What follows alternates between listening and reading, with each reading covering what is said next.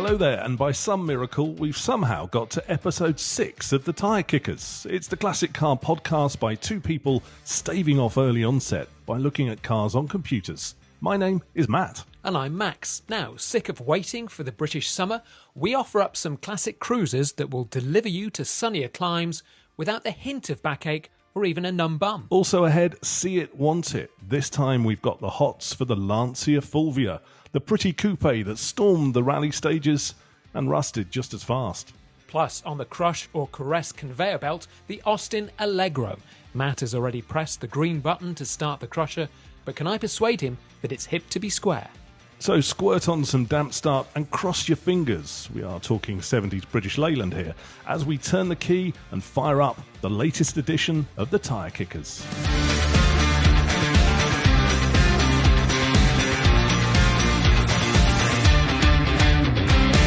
So we're back with episode 6. Thank you for all your support, your downloads, your comments, your feedback.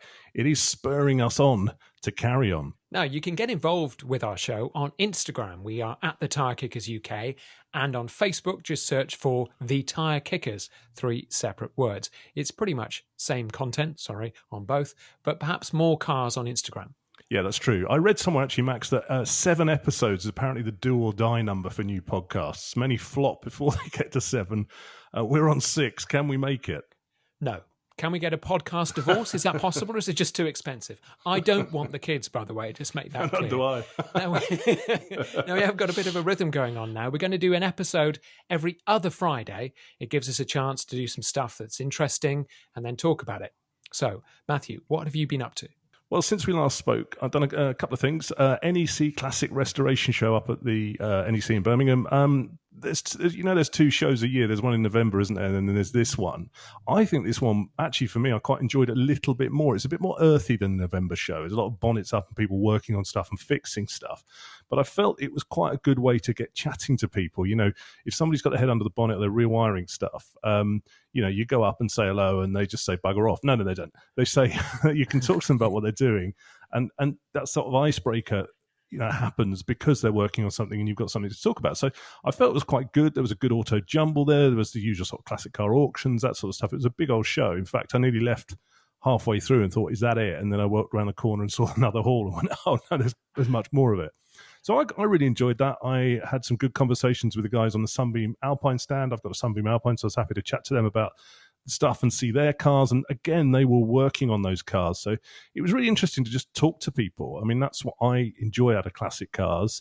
The November show, I'm not knocking it, it's brilliant. You get much better quality cars to ooh and ah about, and there's better traders there, I think. But it's just a bit more, it's just different. And I quite like the fact there's 2 different shows. So that was good. I remember actually last year when I went to the November show, there was a Star Trek conference on at the same time. So you've got us around in our anoraks, and then you've got people dressed up as Trekkies. So it is quite a weird mix of people, isn't it? I don't know whether there's much crossover between that and Star Trek. Well, I'd say you get lost in that crowd, to be honest. I wouldn't be able to pick you out. The other thing I did as well was Brooklands Easter Car Meet. I took the Sunbeam up there for that. I love that one because I think it's always a good kickoff. 1,000 cars. There's always a massive turnout at the Brooklands Museum in Weybridge. Got stuck in a jam on the way back though. I sort of cut through the country roads. I did that one and a half junctions of motorway with no hard shoulder, as we talked about before, where you go, don't break down, don't break down, don't break down, don't break down. I've driven this before, don't break down. And also with those motorways without the hard shoulders, because I've got a left-hand drive 912. So if I break down on those motorways with no hard shoulder, I have to pull in right next to the Armco. So how do I get out? I have to clamber out through the window. And so the jeopardy on those motorways is just unbelievable. In fact, when I start going down to London to take mine to go for a service, I now don't use the M4. I go on a big detour around the M40 just for that potential breakdown. Because otherwise, the whole thing with the truck up your backside, too scary. Also, at your age, the clambering out sort of situation is not going to happen, really, is it? I mean, you with your dodgy knee, dodgy back, I mean, it's going to need a winch to get you out. It's not the Dukes of Hazzard, is it? Let's face it. I'm not going to sprint out of there. But I tell you what, one thing I haven't been to any car shows in the last couple of weeks, but I did go to London over Easter. Now, because of ULEZ, this is one of those things that you never think about. All the people who drive classic cars have clocked onto the fact that if you have got a pre-73 classic car, you can dodge the ULEZ. So I saw some fantastic cars down there. There was a Fiat Dino Coupe. I haven't seen one of those for ages. Somebody with a top down on an Austin Healey 3000. Aston Martin DB5, that was cool. A couple of Rolls Corniches, a couple of Silver Shadows. I saw quite a few W111 Mercedes coupes, the 60s coupes, which are a bit more swoopy. They're really nice. A lovely old 911 in white, a G50 gearbox 911. And the highlight of the weekend, a white 1966 Porsche 912 on the King's Road. Now, congratulations if that was you, because those things are difficult to drive in traffic. Heavy clutches, rough gearboxes. It is quite a difficult car, like most old cars in traffic. So I think you need a kind of a medal here, that if you go in traffic in your classic, you should get some kind of reward for it. I quite like that, because you and I both lived in London in the 90s and used to see loads of classics about. People used to tool around in old SLs and old stuff from the 60s and MGBs and that sort of stuff. And slowly as the years went on, it was, the car was evil and, those sort of cars disappeared. So I quite like the Dodge that people have found to start tooling around in old cars that beat ULEZ. So that's quite nice, because it is nice to see a classic on the streets of London. In the certainly nice bits of London, it's nice walking around places like Chelsea or South Kent and seeing the old classics there. So I like the fact, if you're a person dodging the rules and getting a classic on the road in London these days, good on you. So thanks for all your comments and reactions on our socials. Let's rattle through some and give some honourable mentions as well. First up, a special hello to Chicks and his Triumph Stag on Facebook. Thank you, Chicks, for supporting us and spreading the word. And here at last is your honourable mention.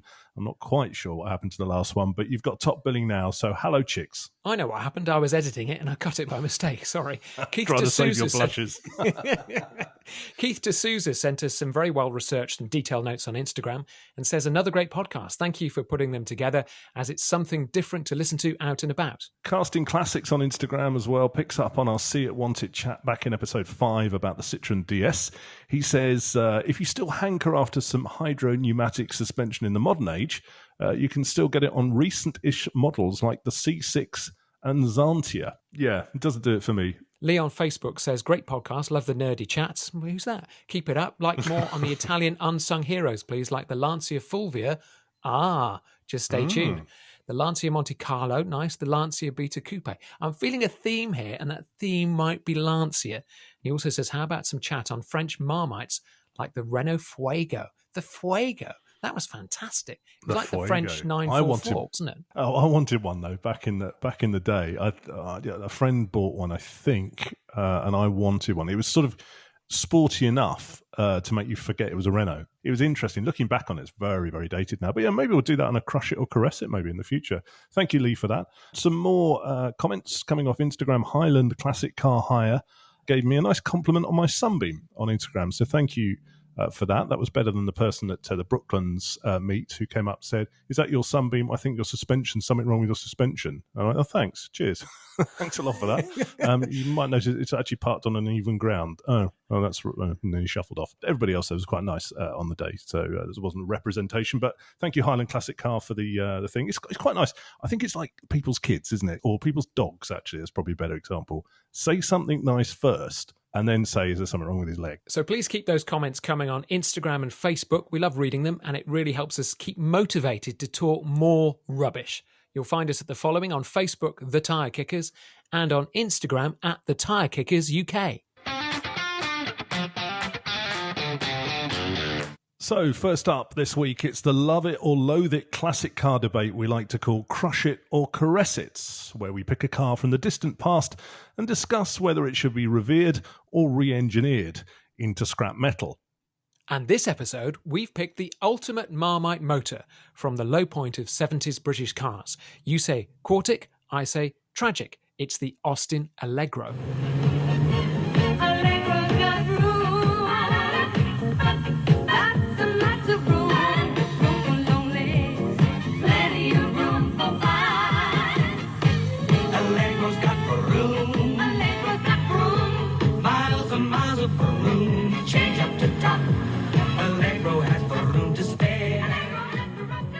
Drawn by someone with a blindfold and built by the bodgers at British Leyland, the Allegro is famous for a lot of things, mainly bland styling, a square steering wheel, and for being pretty average as a family car. Now, for the sake of speed here, Max, I'm personally driving the Austin Allegro to the scrapyard and pressing the green crusher button myself. It is for the greater good. but apparently there are fools prepared to argue for its pardon. So, ladies and gentlemen, meet one of them. Hello. Yes, I don't mind the Allegro, as you might expect. In the 70s, when your parents were driving a Citroën GS, mine had an Allegro. Now, in those hot summers of 76 and 77, I was stuck to the vinyl seats in the back, working out how to spell Quartic. I don't mind the Allegro. It's not as bad as people make out. That's cruelty. It's like child cruelty making you travel in that car. Actually, cards on the table. I don't hate the Allegro. I just don't particularly like it. And I think in terms of classic cars, there's got to be something about the car that's good in order for you to argue that it's to live on. And I just don't think there's anything about it. I mean, the whole thing, it was just a massive compromise, wasn't it, the Allegro? It's a Harris Mann design. So for me, that's quite good. Remember, he did the TR7, he did the Princess, he did the Marina. Okay, not so good. It had decent, that fluid hydrogas suspension. It kind of rode all right. It was reasonably comfortable. And it's sold alongside the Maxi. So next to the Maxi, then maybe it didn't look so bad. But remember, I think people forget that actually it wasn't a bad car, but the competition was a lot better, because the rivals were the Escort, the Ford Escort, then the Volkswagen Golf came along, then there was the Datsun 120Y and the Chevette. So it was a decent car, but just in comparison with that kind of lineup, it probably wasn't decent enough. There's still a few knocking around, though. I think I looked on how many left, and I think there's about sort of 50 odd, 13 taxed, and most are on Sawn. So there are some still going around. And I don't really mind the design. If you have a look at this one, it's in Car and Classic. It's a 1976 four-door Allegro. It's in that kind of vile Austin greeny beigey horrible colour. But look at the design. It's actually not bad. It had quite a lot of space. I am trying to think of that one good thing to say about it, and you can hear I'm struggling. I'll stop you there, because it's not. It was nicknamed the Flying Pig, wasn't it? And you've got the guy who designed it, Harris Mann, who was quoted allegedly as saying, the final design was disappointing. Now, if you've got a car designer saying my car looks disappointing, that's not very good. And it's not his fault, actually. To be fair, I think early sketches for this had a longer, sleeker bonnet, but they needed to wedge in an Austin Maxi engine and also the heater from a Marina. And they also then decided they wanted a bigger boot. So it then ended up sort of like this sort of pregnant duck, didn't it? It sort of just looked sort of ungainly and just a bit sort of grim. £21 million developing this car. And I think it just fails on the basic premise that you always say a great car is one you turn around to look at again. And I just think if you got out of this, you just carry on walking. You would turn around and look at it, but hopefully somebody would be stealing it if you left the keys in, because I do know what you mean. I mean, it's not a great, let's just say it's not a great car. It's a BL car, so I will naturally defend it as a fan of BL. And it didn't drive that badly. It did drive okay, and it did ride quite well. And actually, if you put it on modern roads with all the potholes, you'd actually appreciate an Allegro, because they did bounce along in a fairly comfortable manner. If you wanted to sum up a 70s childhood, for example, you would stick somebody in the back of an Allegro, because it's all about the kind of period and the styling and the fact that cars were a bit crap, but you just got on with it. It's the school dinners of classic cars, isn't it? It's stodgy, it's tasteless, it's boring. They did get better. That's one thing I can say about it. The Allegro 2... Well, when they stopped making the Allegro them. 3. Yeah, when they scrapped them all. The Allegro 2 and the Allegro 3 were a bit better, but by that time they had that kind of reputation and people had just decided they were too bad to buy. And of course, like I said, you've got the decent rivals, so why would you? You'd have to be very loyal. And things like the story of BL sending a service bulletin out in 1974 with a diagram showing dealers where to drill to let the water out so it didn't rust so badly. I mean, it was very badly made. So maybe if it had been made like a VW Golf, people would have better memories of them, because lots of people like ugly cars because they look different.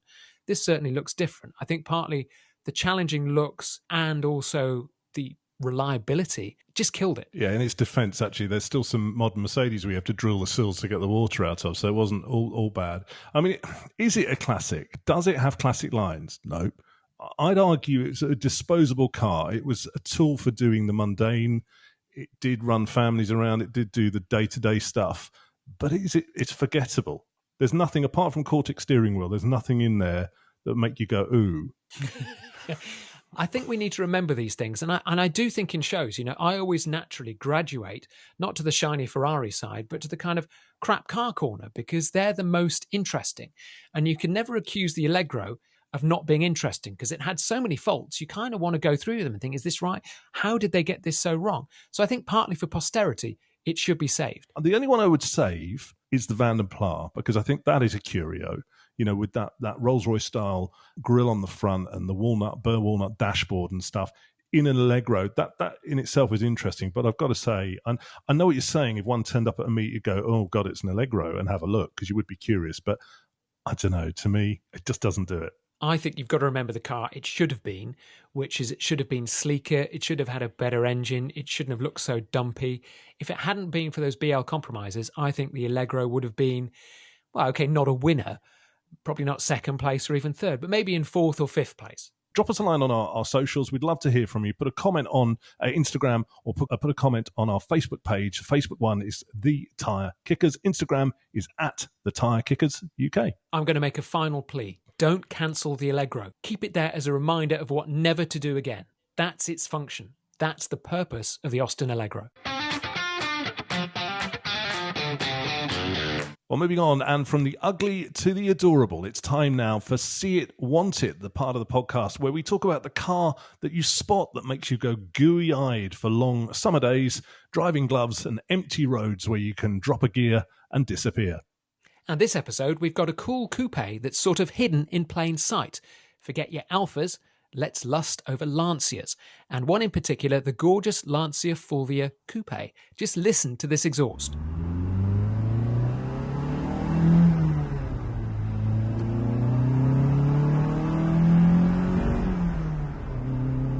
Oh, yes. Now that's what we're talking about, isn't it?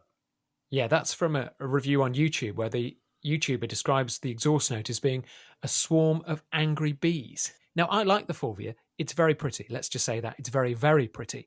But I instantly think rust. Then I think, front-wheel drive. Then rust. Then tiny engines. And then I think, rust. Rust is terrible. I mean, I think we talked to someone at the weekend at the Brooklands thing, and there were some nice Fulvias there. And they said, just check it out for us, check it out for rust. But I think we've heard that with every time you thought about buying an Alpha, somebody would say rust, and you do check it out. You just buy on condition, don't you? Or is Lancia, the steel, worse than any other Italian cars? I don't know. I think it might be, actually. I remember having a Lancia Beta Spider, which came after the Fulvia, and I'd wash it on a weekend, and I'd go and wash it the following weekend, and there'd be fresh rust bubbles. It was amazing. The thing just rusted in front of you. However, if you look at your screen now, here is one. It's a 1976 UK right-hand drive Fulvia, which is very, very rare. 1.3S. It's in Lancia blue, cream interior. Says it's been Zybarted from new. Now, I'm not quite sure whether that would have kept it going for 40 years, but it's still here. Looks really nice. Here's the headline of these Lancias, 17,750. If that was an Alpha equivalent, the 105, that would be 50, 60,000. Dark blue and tan interior. I think I've just done Little Wee. It's the sort of car that I would buy something like this if I didn't want a soft top. It's just got all the lines. I think you've got to be very, very buyer beware with Lancias, as we've said. I don't know if you've seen Harry Metcalf. He's got the Lancia Fulvia Sport, which was the Zagato-bodied one. And he did a couple of restoration films, and they took so much filler off that car. I think it weighed 15 kilograms less after they'd finished of it. It was absolutely amazing. I mean, Harry's a farmer, and I sent him a comment saying he should take it around the back of the shed and shoot it because it was so rough. It was unbelievable. Let's compare this with a car of a sort of similar era, the Alfa Sud. Slightly later, but the Alfa Sud was a rust bucket, wasn't it? That had the same problem. So I think you have to be super, super buyer beware with these and really get them properly checked out. We've talked in past episodes about you don't need an inspection. I would say on this car, yes, you do. But there are some good points. I had a look at. I've sort of out-nerded you. I've done some research this week, which is unusual. What? Stop the show. Matt has done some research. But on myclassicuk.com, they do a review of the Fulvia, and it says, the Fulvia is, like all Lancias, a fundamentally flawed machine. At launch, it was overpriced, underpowered, and had the build quality of a garden shed. But it says there are many reasons why a Fulvia is not a sensible purchase, but using rationale misses the point entirely. What the Fulvia lacks in practicality, it more than makes up for in sheer beauty, engineering brilliance, and exceptional handling. Classic motoring doesn't get better or worse than this. That is quite an honest review. It's like, you can't go into it blindly, see it, want it, love it, get it, don't worry about it, buy it, put it on your drive, enjoy it. You've got to buy. This is a purchase you buy with your head once your heart has fallen for it. But apparently there is one silver lining. It says, incredibly for an Italian sports car, the Fulvia's electrics are largely trouble-free. You can't say that about many Italian cars. Wow, how did they get the electrics to work on that then? That's amazing. I mean, I really like them. I've always kind of discounted them because I'm a bit of an engine snob. So even though the V4s are very nice, they're a bit small. There's a 1.2. I think when the 1.6 came along later on, it was about 115 brake horsepower. But the ones I really like are the Monte Carlo editions. It won the 72 Monte Carlo Rally, I think. And the ones with the black bonnet and the big spotlights, now they are really, really cool. I'd love one of those. Yeah, but you said about the engine size. Honestly, when you get the sound of that exhaust we just heard, that's what you live for. That's what makes your summer's day with the windows down, blasting that around. I think you don't really care about CC and torque and brake horsepower and stuff like that in a situation like that. It's just enough. You and I both listened to that and went, oh. So I think it's got it in space, but I just think people are scared of Lancias. So I think that's why the values aren't crazy. Yeah, absolutely. I mean, the Lancia Fulvia, it's a beautiful car and it's kind of outside both of our orbits, really, isn't it? It's not something that you and I ever talk about. And I'm not quite sure why, because it's pretty, it sounds good. It's a kind of 60s, 70s design. It's Italian. It's got everything. But there's that missing factor about it that I think the market's slightly scared of. And I think that's just got to be one, rust, and two, like everything at the moment, restoration costs. Because getting all those creases and those lines accurate with some welding and repairing is going to be a lot of money to fix. Yeah, so check it for rust, whatever you do. Thank you for the suggestion on See It, Want It. As we say, if you've got one for a future episode, drop us a line, let us know. Okay, picture the scene. You are Mr. and Mrs. Tyre Kicker. You want to drive to your timeshare in El Dorado. You like to flex your right foot on the foreign auto routes. So what classic car should you pick for the cruise to the sunshine? Oh, I get you. Right. So this is the mythical trip through Europe that all classic fans talk about, but no one actually does. As old cars break down, smell of oil, don't have aircon, generally make passengers grumpy. And if they do, there's no room for luggage as the boot is full of spare parts. Is this what we're talking about? Exactly. So our job is to pick cars that don't trigger the other half, might actually get you to your destination, they blow cold air on your face, and also get some respect in the hotel car park. So maybe slightly more modern stuff, but still proper classic wheels. Okay, well. Before we go down that modern classic thing that you like to do, can we not at least dream here? I mean, I'm thinking driving to the Côte d'Azur, okay, you need like an old 60s Bentley Continental or maybe a 70s Silver Shadow, maybe a DS we talked about in the last episode. That would look the part, wouldn't it? And your number plate would be CL1 CHE. Cliché. You would be dripping in fake tan if you turned up in a Bentley or even a Silver Shadow. I think we go with something sportier for those twisty back routes. Yeah, I'm not necessarily ready for anything sportier. I mean, I'm thinking like floaty auto, maybe one of those old Merc coupes that we spoke about last week. I met a couple of people actually in the last couple of weeks who've done Europe last year in those, so it can be done. But I guess you want to do a bit more modern classic for this, though.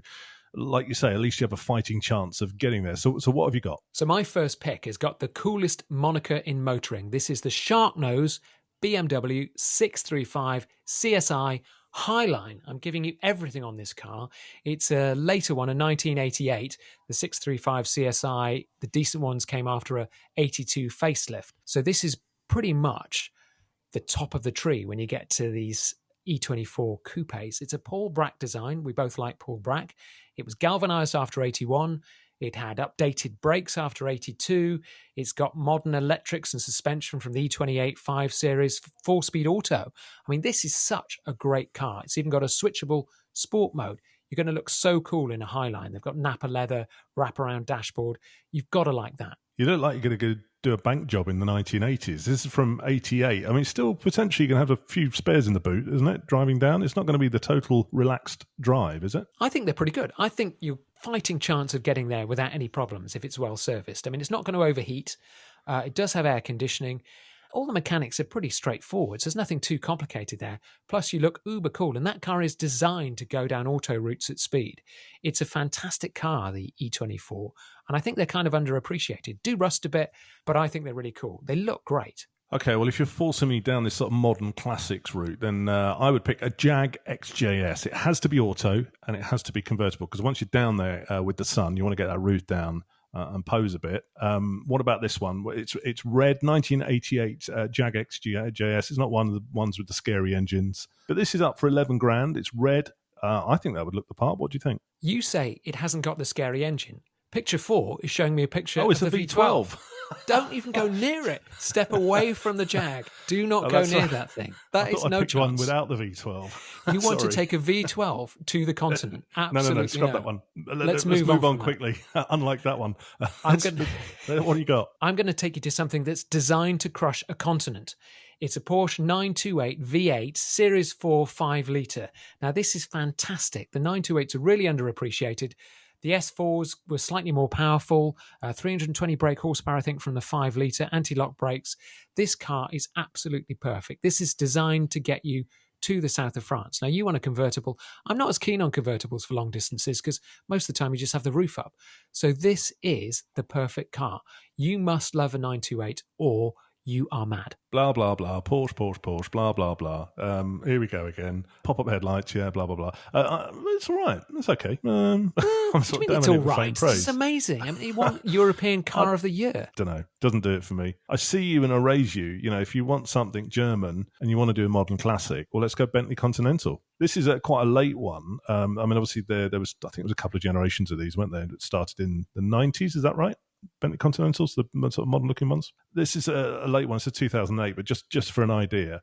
Convertible again, big seats, auto, wafty, 28,950. Put your hand out. You've just bought yourself a Bentley. One of the criteria of this section was to get car park respect. Now, you would get zero respect in a car park.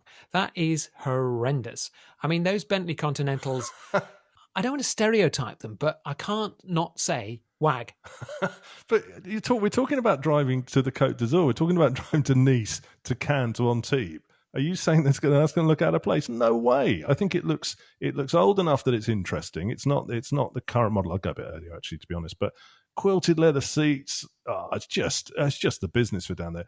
Totally excessive for driving around the streets of Surrey and Hampshire or Oxfordshire or something. But you know, if you're taking it down there, this is quite a good little bit. This is classic you because you didn't read the exam question. It was to get you to the south of France in style. And that is not stylish at all. No way. We've got to move on from that. I tell you what, I'm just going to take you straight to this one, which is my choice. And it's left field because it's left-hand drive. So if you're driving on the continent, maybe buying a left-hand drive is not a bad idea.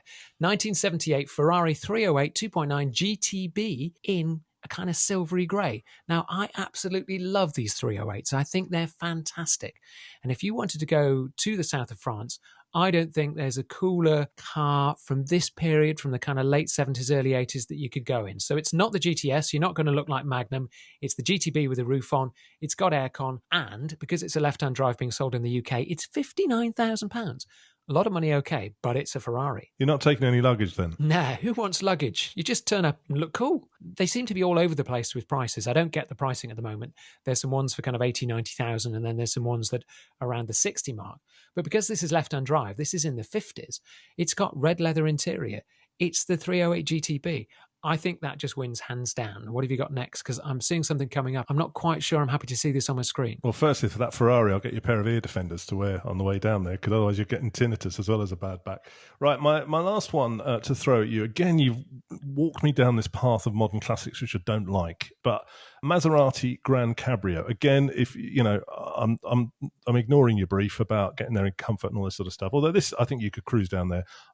You would be a little bit of a concern as you were driving down going, please don't brake, because I know that anything on this is going to cost a fortune. But Maserati Grand Cabrio, what do you think of this one? It's a 2010, it's quite a late one, but 30 grand in black with a tan interior, V8. Yeah, I really like these actually. And again, any journey is going to be improved by the question, shall we take the Maserati? Because that question just means, yeah, let's do it in something that's stylish, it's exciting. Okay, this is 2010, so it's a very modern car. This will definitely, out of all the cars that we've discussed, this will definitely get you there.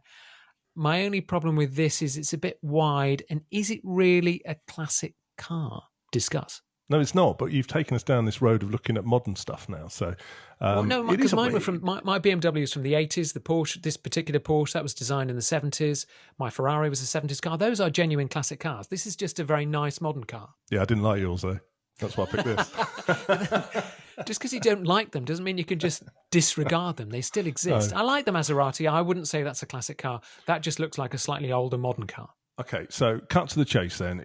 You're packing up, you're going next week because the weather's still rubbish here. It's still not improved. So what is the one car you're powering up and you're taking down to the south of France? Go for it. That 928. I mean, it's absolutely designed to do that job. No other car in probably car history has been designed to go down auto routes quicker than a 928 because at the time people were less bothered about speed limits. So I think the 928 is just the winner. It won European Car of the Year. I think it's won this challenge hands down. You cannot beat it. No, you're talking rubbish because I'm putting in there at that sort of 11th hour, I'm sliding in a Mercedes Pagoda, just been restored by Hemmels or one of those places, nut and bolt restoration, been fettled and it's been run out and it's been shaken down, is ready to go. I've got the AA on standby if I need it, but I reckon I'm going to get there and I'm going to look a lot classier than you. So that's the end of the debate and it's finished and there's no discussing it no more. I have to say the Pagoda, I mean, it looks lovely, but think of the wind noise. You'll be doing 60 miles an hour. It's a 3-speed auto. It's really slow. Yeah, great idea to get to Dover, but anywhere further than that, too slow. So do you think we're talking rubbish or do you agree with us? Drop us a line on our socials at the Tyre Kickers UK or the Tyre Kickers on Facebook. So that's it for this episode. We've made it to episode 6, but so far not even a sniff of a BAFTA.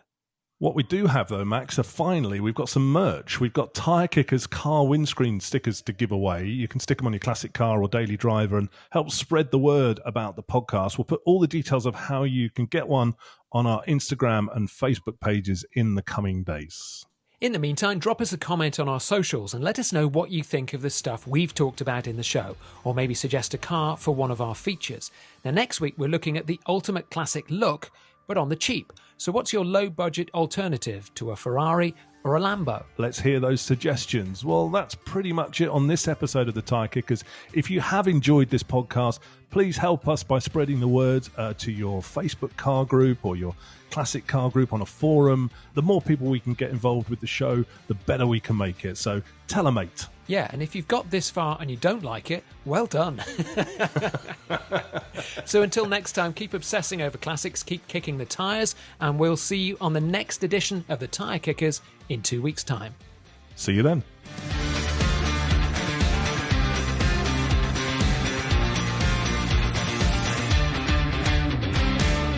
Nice. Yeah, feel free to cut all that out because I still want you to be the person who has been the most boring on this podcast talking about Land Rovers.